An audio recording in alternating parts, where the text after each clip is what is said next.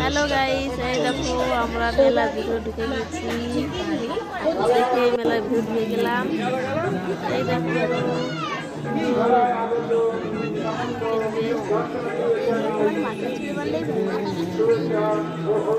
এই দেখো একটা সিরিয়াল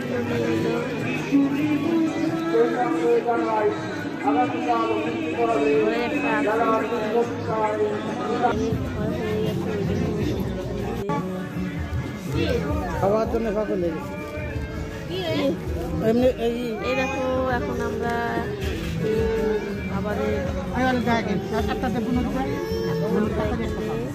বুড়ো খিদে লাগেছে, দে দে আবার অর্ডার দিয়েছি।